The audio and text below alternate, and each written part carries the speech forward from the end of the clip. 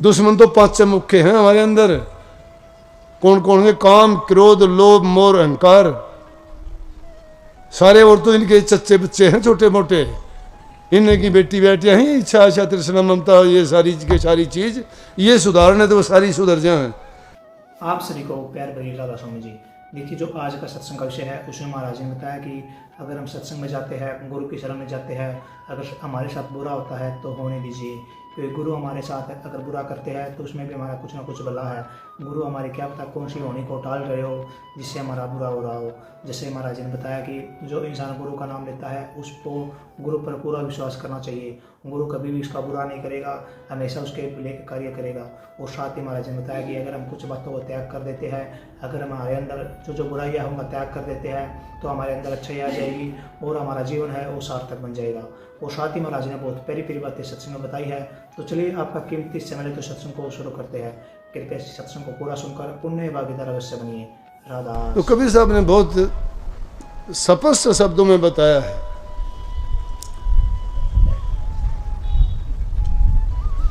क्या वो है, गुरु ने मोहे दीनी है ज्ञान जड़ी, कि सतगुरु ने मुझे ऐसी ज्ञान की जड़ी दी है जिससे मुझे सब कुछ दिखा दिया और सब कुछ बता दिया।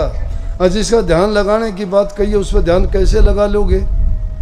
उस पर ध्यान यूं तो लगे को नहीं, वो यूं बताया भी समझाया को नहीं जा। वो कि किसी को हाथी और घोड़े की सवारी थोड़ी है, पीठ पर बिठा दोगे, एट मारोगे और वो भाग लेगा, भागते भागते पहुंच जाओगे मंजिल पे। नहीं, वो ऐसी चीज है कि वो धुएं से महीन है, पवन से झीना है। जो धुएं से भी महीन हो, पवन से भी झीना हो, जो दृष्टि में भी ना आवे, जो मुष्टि में पकड़ने में भी ना आवे, जो खसखस माना खस बीज के समान है, और जो पर्वत से भी बड़ा है, जिसको हिंदू किताबों में ढूंढते हैं, मुसलमान कुरान में खोजते हैं, वो यहाँ नहीं है। वो तो हर चीज में कण कण में समाया हुआ है, दूर नहीं पास में है। जो पास में है उसको ढूंढने कहाँ जाना है? कबीर साहब ने कही, प्रीतम को पतिया लिखुर जो कोई हो विदेश, तन में मन में नैन में तिनको का संदेश। अरे उसको तो चिट्ठी लिखी जाएगी कोई प्रदेश में बैठा हो, लेकिन जो हमारे तन में भी है, मन में भी है, नैनों में भी है, रोम रोम में जो बसा हुआ है, उसको किसको संदेश दोगे? उसको संदेश नहीं देना, उसको महसूस करना है। उसको महसूस करना है, प्रकट करना है। प्रकट कैसे होगा? जिस प्रकार से दूध में घी समाया हुआ है, लकड़ी में जैसे आग है, फूल में जैसे खुशबू है, वो उनमें समाया हुआ है। खोजने की जरूरत के लिए आपको उसी प्रकार से मेहनत करनी पड़ेगी जैसे दूध को आप मेहनत करके मक्खन निकालते हो, लकड़ी को रगड़ के अग्नि पैदा करते हो। फूल की खुशबू कितनी झीनी है उसको आप सूंघ सकते हो, लेकिन ना उसको पकड़ सकते हो ना देख सकते हो। इसी प्रकार से वो भी अनुभव करने की चीज है, और अनुभव यहाँ नहीं किया जाता, वो आपके अंदर है। जैसे भिक्खा साहब ने कहा, भिक्खा भूखा को नहीं, सब कह पल्ले लाल, गांठ खोल परख्या नहीं, इस विध भये पंगाल। इस विध भये कंगाल, उधर से अंधा आयर इधर से अंधा जा, अंधे को अंधा मिले तो मारे कौन बता। जिसको गुरु भी अंधा मिल गया, चेला भी दोनों अंधा, दोनों टकरा गए, रास्ता कौन किसने बताओगा? टकराए जाओ। लेकिन ये तो चौगान में पड़ा हुआ लाल है, जिसको जो उठा लेगा, सुगरा होगा उठा लेगा, गुरमुख होगा उसको पहचान उठा लेगा, नुगरे की पहचान में नहीं आएगा।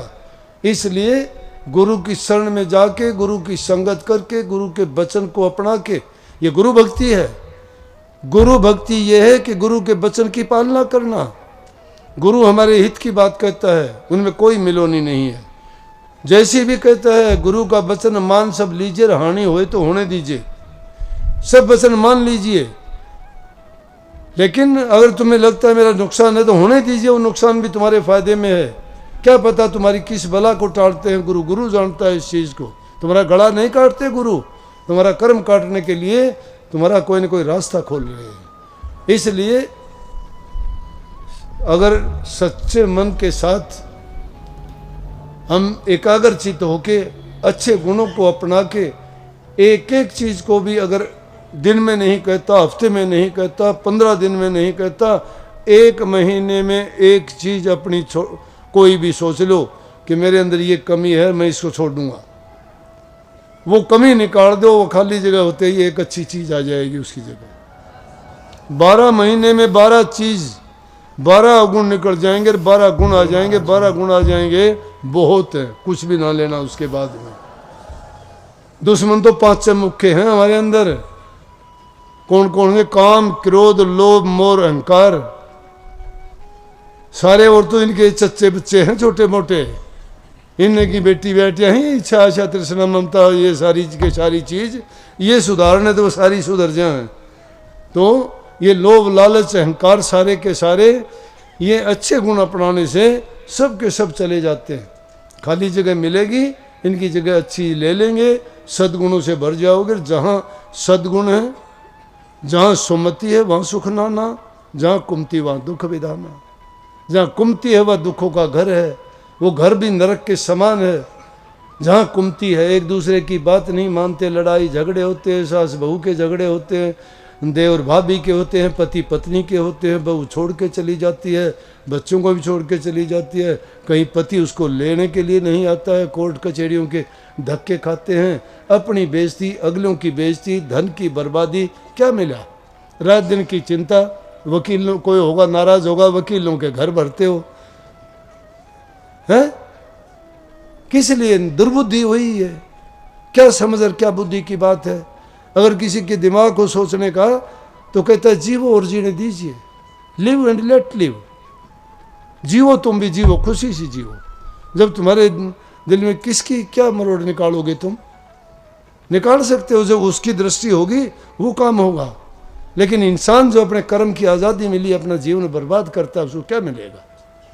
ये जीवन बहुत बहुमूल्य है, इसको जीना सीखो, बर्बाद करना नहीं, जीना सीखो। जो अच्छे पल मिले हैं उनमें अच्छे कर्म करो, अच्छे कर्म का परिणाम हमेशा अच्छा होता है। मालिक तुम पर कृपा बरसाता है, लेकिन वो कृपा तुम्हारे से नहीं झेली जाती। अपनी दुर्बुद्धि के कारण अपनी दुर्गति स्वयं करते हो। इंसान अपने पैरों पे कुल्हाड़ा मारता, गाफिल होके अपने पैरों को खुद काटता है इंसान, अपनी कमजोर सोच के कारण। इसलिए अच्छे काम करो, देखने वाले भी कहेंगे, तुम्हारा जीवन अच्छा गुजरेगा।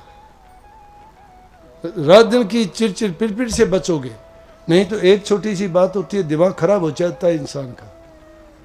रात दिन उसी के बारे में सोचते रहते हो, क्या किया? इसलिए ऐसी आफतों से बच के जीवन को सुखी बनाओ। घरों में जिसके सुख शांति नहीं है, क्या खाक भक्ति करेंगे? वो क्या खाक भक्ति करेंगे? भक्ति नाम इसका है? तो लानत है ऐसी भक्ति को, तो धिक्कार है ऐसे लोगों को। वो इंसान कहलाते हैं क्या?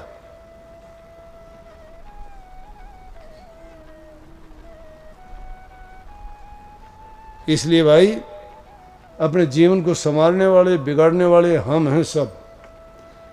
हमें वही चीज़ अच्छी लगेगी जो हमारे दिल में है। हमारे विचार अच्छे हैं तो हम अच्छी जगह अपने आप खोज लेंगे, हमारे बुरे विचार हैं तो हम बुराई को अपने आप ढूंढ लेंगे। नहीं तो फैसला जब होगा धर्मराज के यहाँ, वो तो जो उसकी मर्जी होगी वो करेगा। जिसकी संतान बिगड़ जाती है उसका जीवन बर्बाद है। क्या है? दुर्बुद्धि के कारण बिगड़ता है जीवन। उसमें कही थी भाण जी, माँ बुआ, ये सारे मतलब के साथी हैं। मतलब के हैं? मतलब तो रखते ही नहीं कोई भी। तुमने बच्ची पैदा की, बच्चा पैदा किया, संस्कार नहीं दिए उनको संस्कार नहीं मिले। संस्कार अगर मिलते तो कभी ऐसा नहीं करते। जिन बच्चों को संस्कार मिल जाते हैं वो कभी भी ना किसी को दुख देता है और ना ही खुद दुख मोल लेता है। ऐसे काम राक्षसों के होते हैं जो दूसरों को दुख देके खुश होता है।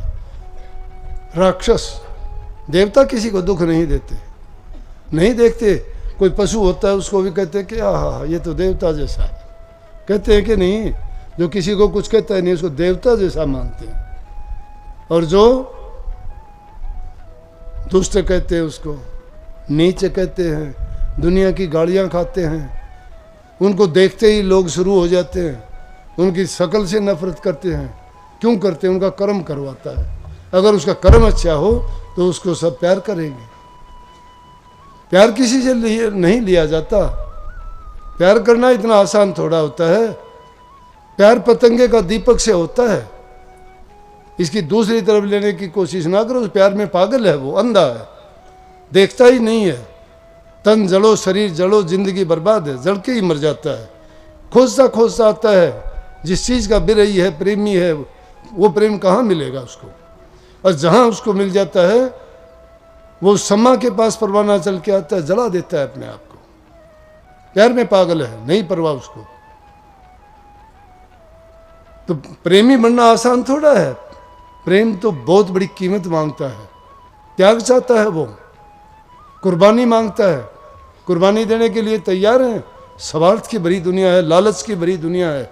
या लालच और स्वार्थ और अहंकार, ये तीन चीज इंसान को सबसे ज्यादा बर्बाद करती है।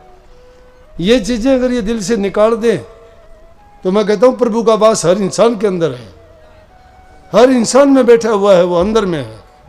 अपनी खोज करके देख लेना। तुम्हारा साथ तुम्हारे अच्छे कर्मों ने देना है, किसी ने नहीं देना। मैं भी नहीं दूंगा। तुम अपने कर्मों को सुधार लो, तुम्हारे अच्छे कर्म तुम्हारा साथ देंगे। वही तुम्हें अच्छा और बुरा बनाते हैं। और भक्ति वाला कर्म कर लोगे तो उसका तो कोई मोल ही नहीं है, कहना ही क्या है। इसलिए मैं तो आप सबसे कह सकता हूँ, प्रार्थना कर सकता हूँ, आपके लिए दुआ भी मांग सकता हूँ परमात्मा से, आपको सद्बुद्धि दे, आपको सद्बुद्धि दे अच्छा करने के लिए, नेक इंसान बनने के लिए।